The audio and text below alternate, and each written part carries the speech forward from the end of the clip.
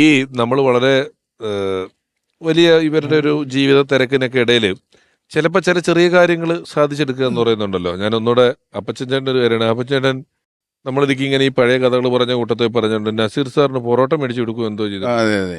അതിൻ്റെ സംഭവം എന്ന് പറഞ്ഞാൽ അദ്ദേഹം കോൺഗ്രസിൽ ചേരുന്നു എന്ന് പറഞ്ഞു കഴിഞ്ഞപ്പോൾ ഈ സ്വീകരണം കഴിഞ്ഞ പിന്നെ കുറച്ചുകൂടി ഞങ്ങൾ അടുപ്പമായി. അപ്പം ഈ കോൺഗ്രസ് നേതാക്കന്മാരോട് പറഞ്ഞു അപ്പച്ചൻ കൂടി ഇരിക്കട്ടെ പ്രസംഗിക്കാൻ പോകുമ്പോഴോ. അപ്പോൾ രാവിലെ തൊട്ട് പ്രസംഗിച്ച് ഒരു 11 മണിയായിട്ടും ഒന്നും കൊടുക്കുന്നില്ല, ചായയില്ല കാപ്പിയില്ല ഒന്നുമില്ല. അപ്പം തോട്ടപ്പള്ളി ഇങ്ങോട്ട് പോരുമ്പോൾ എന്നോട് പറഞ്ഞു അപ്പച്ചൻ അറിയാമല്ലോ എന്നെ ഉദയസ്റ്റുഡിയോയിൽ എങ്ങനെയാണ് സ്വീകരിക്കുന്നതും തരുന്നതൊക്കെ. രാവിലെ അത് കഴിഞ്ഞ് ജ്യൂസ്, അത് കഴിഞ്ഞ് പിന്നെ ടിഷ്യൂ പേപ്പർ ഇട്ട് ഫ്രൂട്ട്സ് കൊണ്ടുവന്ന് അത് കൊടുത്ത് അങ്ങനെ എല്ലാം നോക്കി ഒരു രാജാവിന് കൊടുക്കുന്നതൊക്കെയാണ് ഇങ്ങനെ കൊടുത്തുകൊണ്ടിരിക്കുന്നത്.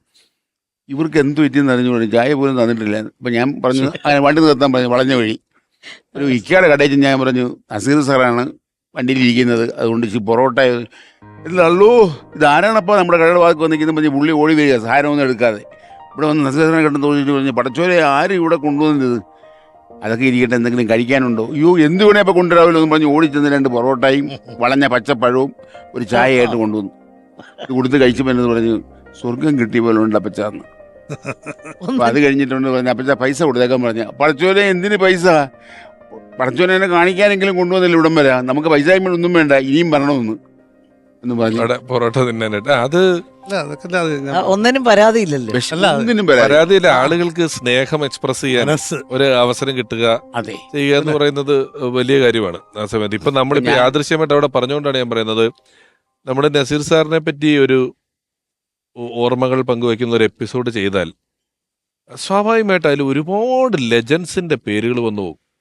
ദാസേട്ടൻ വരും, പി സുശീല വരും, ഈ ഭാസ്കര മാഷ് വരും, വയലാറ് വരും, ദേവരാജ് മാഷ് വരും, ONV കോമ്പറേഷൻ, അങ്ങനെ എത്ര മഹാത്മാക്കളുടെ പേരുകളാണ് നമുക്കൊരു എപ്പിസോഡിൽ പറയാൻ പറ്റുക എന്നുള്ളത് വലിയ ഭാഗ്യമാണ് അല്ലേ.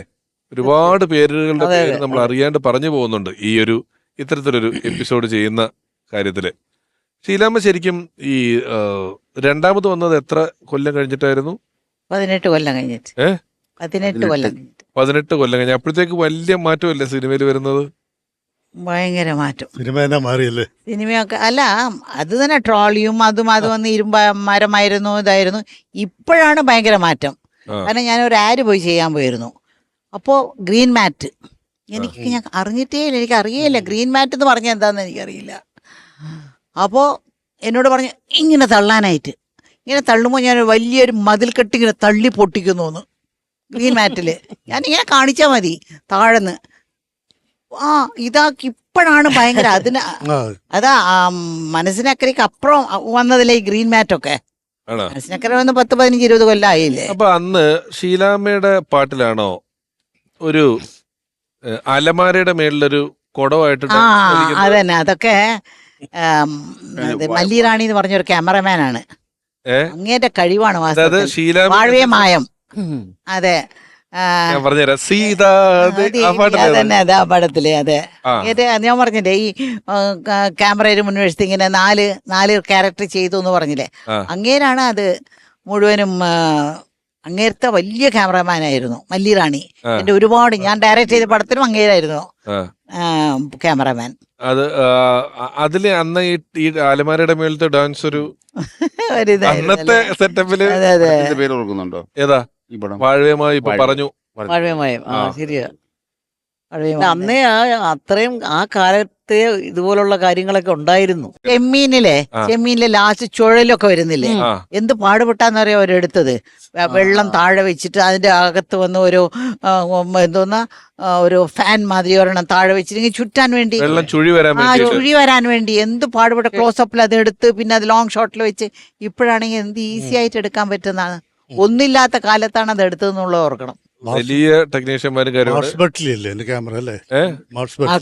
കുഴക്കുന്ന ചോദ്യം ചോദിക്കും എന്നോട്. ഷീലാമ്മ പറഞ്ഞ ശേഷം വാഴവേമായം പറഞ്ഞ സ്ഥിതിക്ക് ചോദിക്കുകയാണ്, അലമാരിയുടെ മുകളിൽ ഡാൻസ് കളിക്കുമ്പോൾ വരുന്ന വരി ഏതാണ്?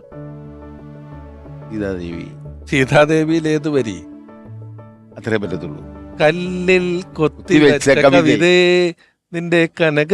അല്ല അത് കുഞ്ഞേട്ടൻ 2 വരി പാടിയാല് അത് കുഞ്ചേട്ടൻ പാടും കുഞ്ചേട്ടാ. അത് പാടും. കല്ലിൽ കൊത്തി വെച്ചത് തൊട്ട് പാടുന്നേ അല്ല ഈ കല്ലിൽ കൊത്തിവെച്ച കവിത I can please I am please അങ്ങനെ പറയുന്നത്. കുഞ്ചേട്ടൻ രണ്ടുപേരും പാടും. സോറി മൈ ഡിയർ ഇല്ലെങ്കിൽ ഞങ്ങള് അല്ല എനിക്കറിയാൻ വയ്യത് ഞാൻ കേട്ടിട്ടുണ്ട് അത്ര കല്ലിൽ കൊത്തി വെച്ച ശരി അപ്പച്ചൻ ചേട്ടൻ ഇറങ്ങി. അപ്പച്ചൻ തന്നെ പാടും അതല്ലേ പാടും. അത് ഞങ്ങള് കല്ലിൽ കൊത്തി വെച്ച കവിതേ അത്രേ പറ്റുള്ളൂ.